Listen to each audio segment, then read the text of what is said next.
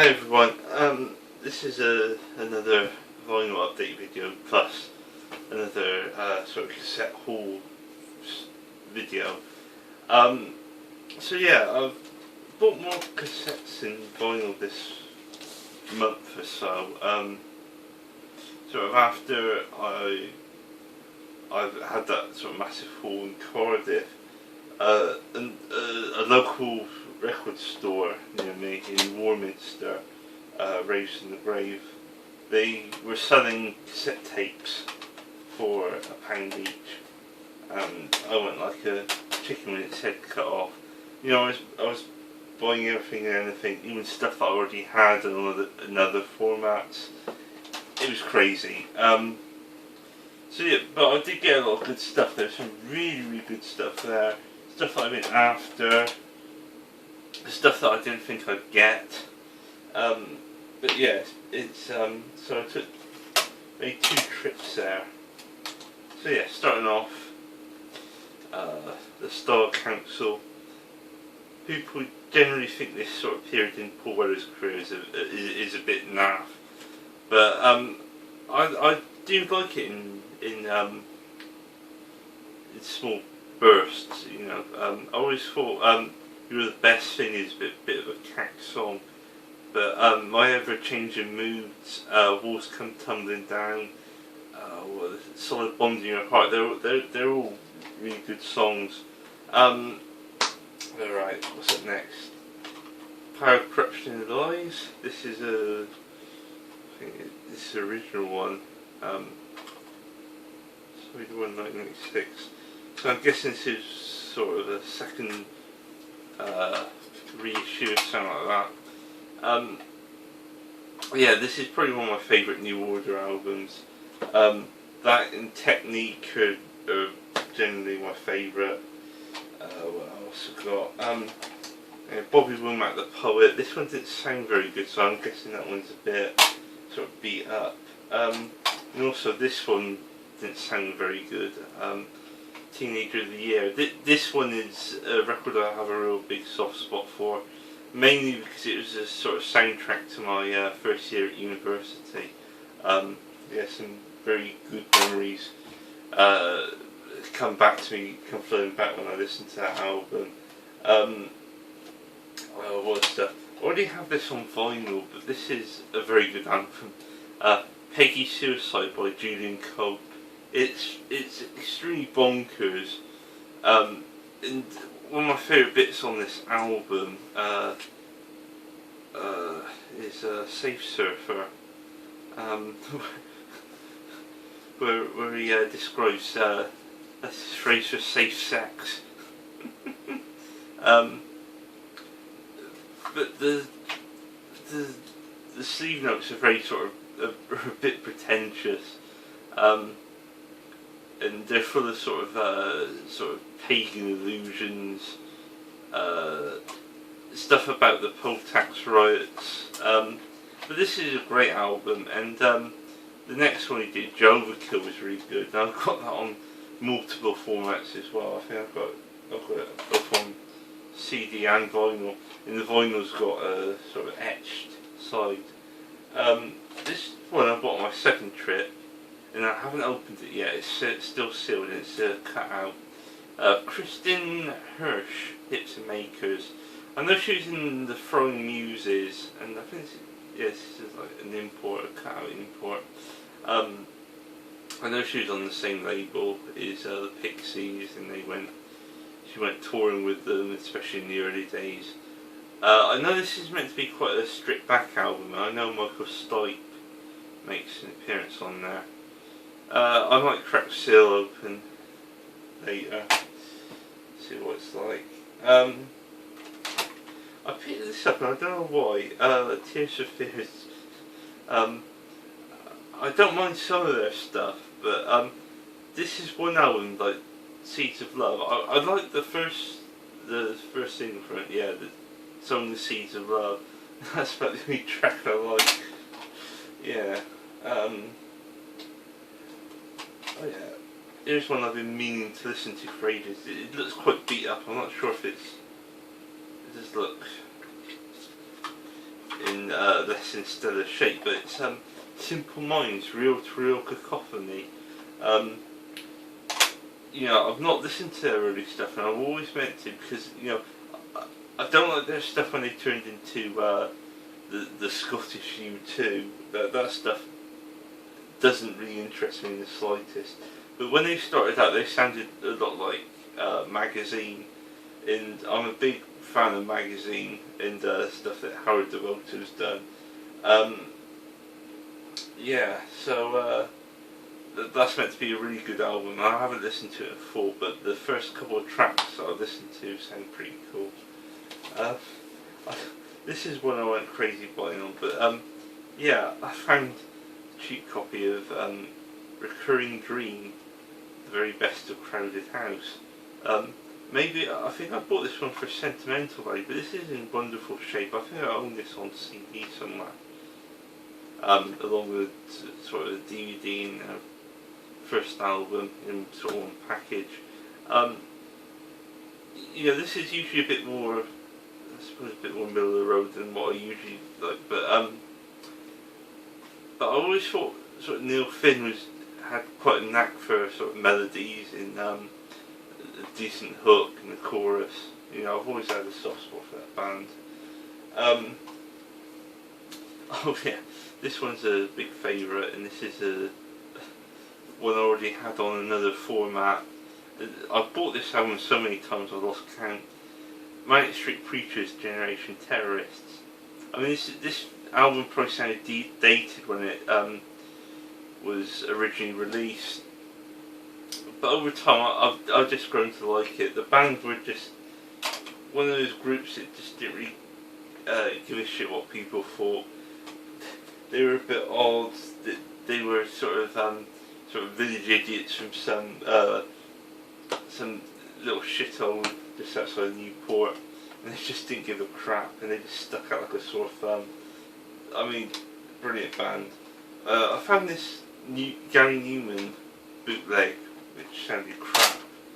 But the biggest one single artist I got was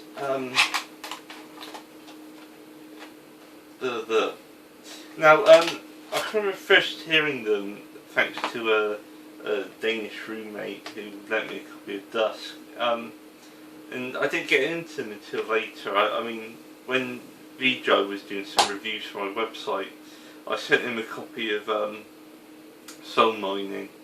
He did a review of that, but I still had some MP3s of the album left over, and I just really took to the album. Even though, like, I can remember, like, I was in, you know, I interviewed Luke Haynes recently, and in his book Bad Vibes, he really rips it out of Matt Johnson. You know, he describes sort of hopping a loogie on a lot of guitars when they sort of shifted the lineup so that all tours were sort of playing to an empty crowd. Like, it was just doors open and the auteurs were playing. But yeah, I've interviewed Luke Haynes twice, and he's a really funny guy. People usually think of him as a sort of miserable git, but I think Luke Haynes, he does, he's someone who pulls no punches. You know, he's someone who's brutally honest, and you know, I prefer people like that rather than sycophants who pretend to like things they don't. So yeah, this was the one I was so glad I got. I picked up 2 copies. It's dirt cheap, so I thought sod it. Soul Mining, love this album, and the reason why I got this was because of the bonus tracks. I mean, yeah, I haven't given it a proper listen yet, but I've sort of ripped it on a computer. Alright, what's the next one? Yeah, I've also got this one, which was a sort of a pre-Soul Mining album, Burning Blue Soul. I mean, Derek Higgins showed that one not long back. And what's up next? Yeah, Mind Bomb, which was his sort of his political album, and this was the first one with Johnny Marr on. this one's actually quite a good album, not bad. Dusk was the first the album I listened to. This one's brilliant. I like the tracks Slow Motion Replay and Dogs of Lust. And next up is this one, Hanky Panky, which is a cover of Hank Williams tracks. It's quite hilarious. There's a band in the UK called Alabama Free who sort of mix acid house with sort of American roots music. And the first track on this, which is a cover of Honky Tonkin, it sounds just like Alabama Free. I wonder if they actually listened to this album before they, because this was like 2 years before they released their debut. But there's some very interesting, you know, I'm not really much of a fan of country music, but it has sort of piqued the interest. I've found myself going on sort of Spotify to hear the originals, and there's a really good version on there of My Heart Would Know, which, you know, I really liked. This isn't a bad album, although I do have to admit the version of I Saw the Light on there is pretty crap. You know, he totally re-guts a song and it doesn't sound that great. So yeah, onto the vinyl. I went to London and you know what London's like. If you've been there, the vinyls tend to be expensive, overpriced, but they charge about a tenner for a Squeeze album. But I did go in and buy this in Camden, The Modern Dance, which is a music on vinyl reissue.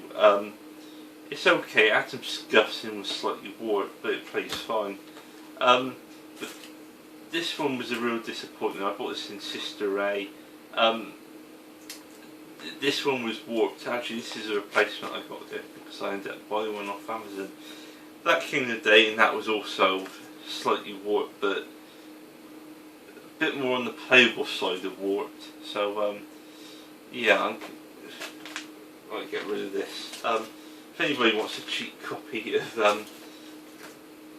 Rufus Stranger Than Richard by Robert Wyatt, I don't know, find some way of getting in contact with me. I'll probably sell you it to for next to nothing. I mean, there's a free CD in there. But, so yeah, I'm on a massive Beach Boys kick at the moment. I've just been reading Brian Wilson's autobiography, and I bought this, That Lucky Old Sun. I'm not really sure if I like it. There's some good songs, but there's also some rather sort of bland material amongst there. So on to the next ones. I went into Taunton, just got paid, had some money in my account, so I thought, well, I'll buy some vinyl. Yeah, actually, first off, I bought the Fiery issue of Dub Housing. This doesn't sound half bad. It sounds a lot better than I expected. I mean, last time I bought an album, the Fire Records pressing, it sounded a bit mediocre. And this one was quite a disappointment. I don't know why, it just hasn't clicked. This is D'Angelo, Brown Sugar. You know, I loved Black Messiah, and this is a bit more of a straightforward sort of neo-soul album. It's not that experimental, but back in 1995 this was really ahead of its time. And I know that, I don't know, I think one of the guys from, it's Ali Shaheed Muhammad from Tribe Called Quest did some of the production on this, which I love a Tribe Called Quest. It just hasn't clicked. I do not know why. It should be the kind of thing that I go crazy over. Sort of mixture of sort of soul, a bit of hip hop.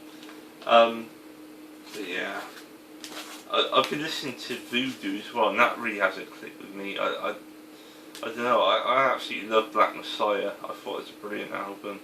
And last but not least, this came through the day. Faith No More, The Real Thing. This is the new sort of reissue that Rhino's done, and so far I listened to it and compared it to my original. and this sounds brilliant. I know the recent CD reviews have been pretty terrible. It's just loads of sort of on the bonus CD, everything's been released before this, so there's no sort of there's nothing for the long time fans. But these vinyl pressings, they are on the par with music on vinyl. There is a sort of a lot of the original pressings, original CDs, the original vinyl sounded weedy, and a lot of people said, "Oh, the production's awful." But no, it's just the mastering. It's this sounds a lot more punchier. You can hear sort of Billy Gould's bass sort of punch through the mix. There's much more of a kick to Mike Borden's drums. It just sounds a lot more spacious, you know. It's meant to be a big, punchy sounding record, and yeah, this release does it justice. If you want to listen to this album, if you don't have this album, this is very much a worthwhile investment. You know, it's in polyline sleeves. Yeah, and yeah, real brilliant release. So yeah, that's about what I've got for now. I've got a couple of things pre-ordered for October. Also managed to buy sort of Lou Barlow's new album on tape. Found that for pretty cheap. That album's been really good, and but yeah, again, I'd be biased. You know, I'm a big Dinosaur Jr. fan. So yeah, yeah, I hope to do another vinyl update sometime in early October. So until then, goodbye.